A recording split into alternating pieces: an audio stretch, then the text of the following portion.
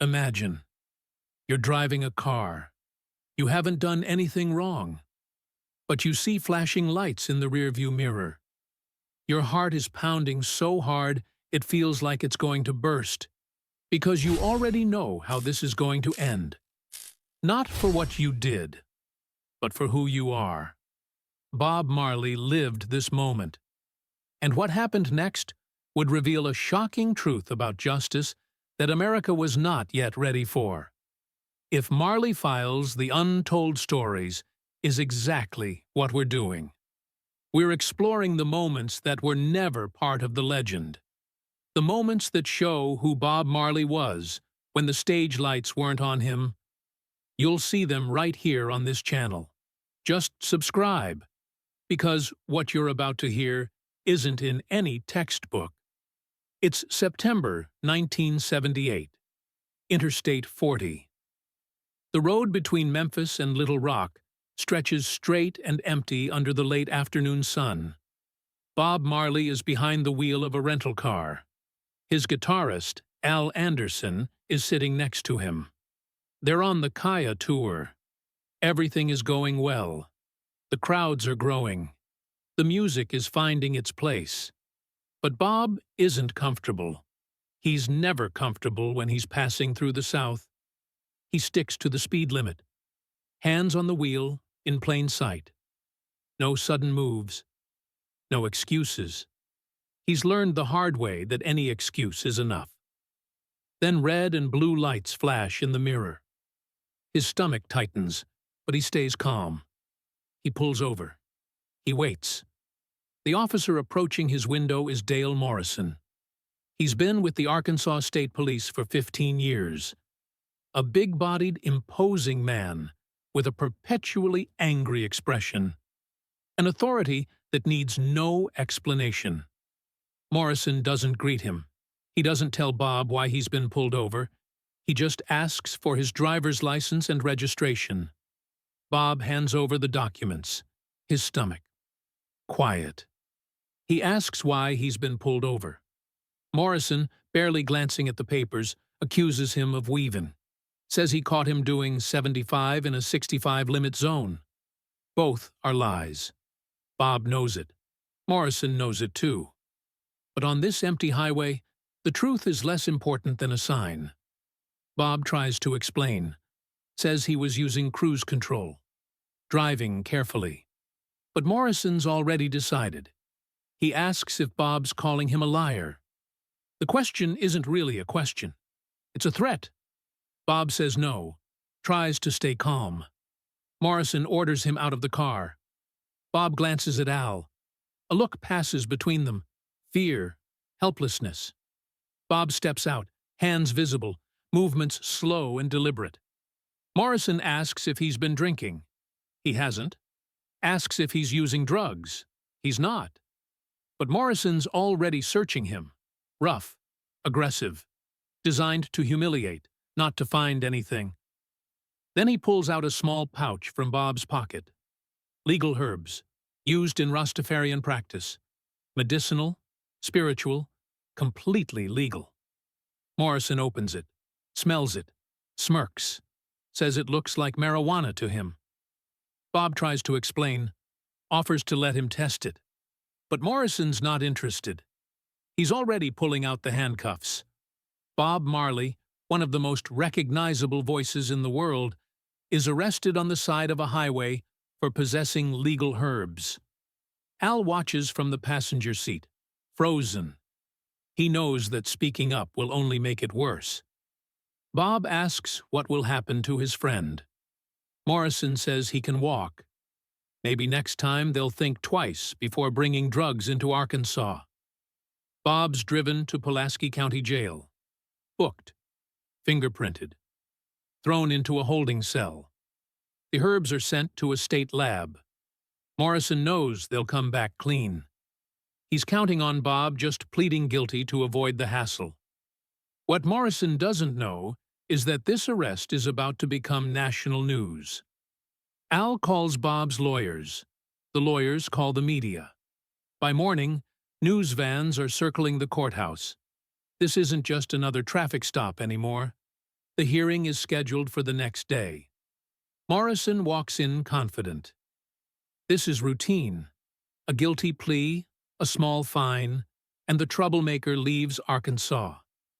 But when the judge enters the courtroom, something shifts in the air. Her name is Patricia Williams, 52 years old, African American, appointed to the bench just 2 years earlier. She's known for two things: a zero-tolerance approach to police misconduct and an unshakable belief in equal justice. What nobody knows, not even Bob, is that Judge Williams is a fan. She grew up fighting for civil rights in the Deep South, worked voter registration cases, marched for equality, and she learned early that music could carry truth where words couldn't reach. When Bob Marley's songs arrived in America in the mid-70s, they spoke to everything she'd fought for: unity, equality. Morrison takes the stand first. Confident, rehearsed, he describes erratic driving, speeding, the smell of marijuana, a textbook case. Judge Williams listens without expression, but she's already noticing things: missing evidence, inconsistencies in his story. She asks about the radar reading. Morrison admits it was a visual estimate. She asks about lab results confirming marijuana. Morrison says they're not back yet, but they are. Bob's lawyer stands and hands over a document, the lab report. Judge Williams reads it carefully, then looks up. The results show no illegal substances. Nothing. She asks Morrison to explain the discrepancy. His face goes red. He stammers, suggests the lab made a mistake. Judge Williams doesn't blink. She asks if he's suggesting the state crime lab is incompetent. The question cuts through the room. Then she asks something no one expects. In his 15 years of service, how many times has he pulled over black men with dreadlocks? The courtroom goes silent. Morrison can't answer, because the truth would destroy him. Judge Williams turns to Bob, invites him to speak. Bob stands, calm, respectful. He describes what happened: the false accusations, the legal herbs, the arrest without cause.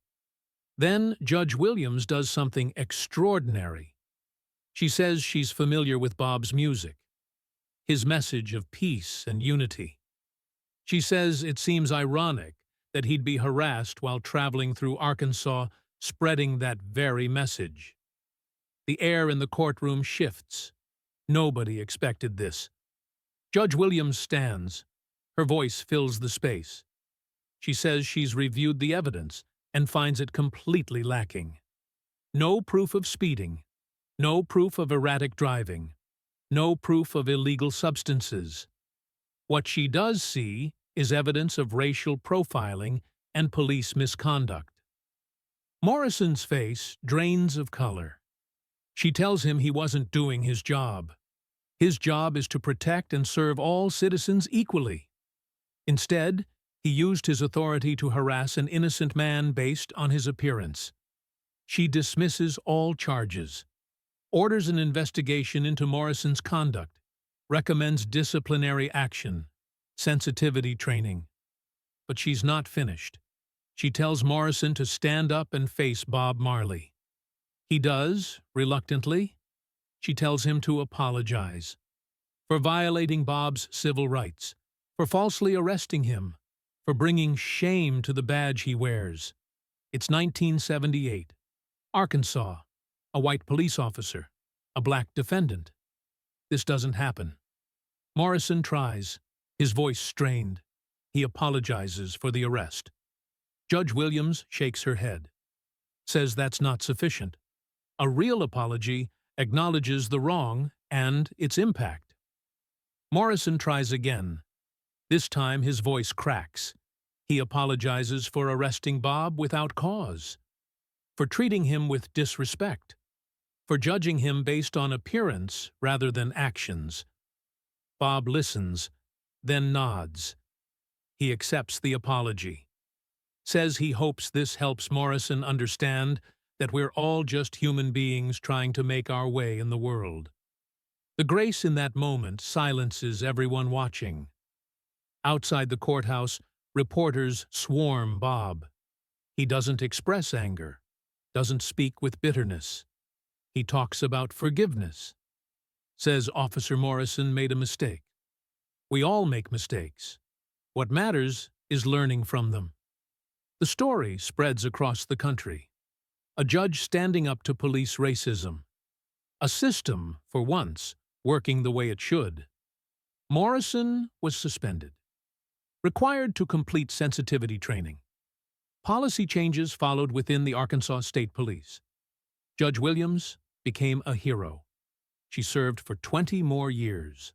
Always fighting. Always fair. Bob and the judge stayed in touch after that day. When he died in 1981, she spoke at his memorial service. She said Bob's music taught her to stand up for what's right, even when it's difficult. That day in her courtroom, she had the chance to practice what his music preached. Here, at Marley Files, the untold stories, we believe the most powerful moments don't always happen on stage. Sometimes they happen in a courtroom, on a highway, in the spaces between the songs where real life unfolds. Bob spoke about that day many times afterward. He said Judge Williams showed him that justice is possible when good people refuse to go along with wrong. She could have processed him through the system like any other case. But she chose to stand up. That's what we all have to do, he said. Use whatever power we have to fight injustice wherever we find it. But the question that stays with us is this. How many others weren't as lucky? How many didn't get a Judge Williams? How many are still waiting for someone to stand up when it matters most?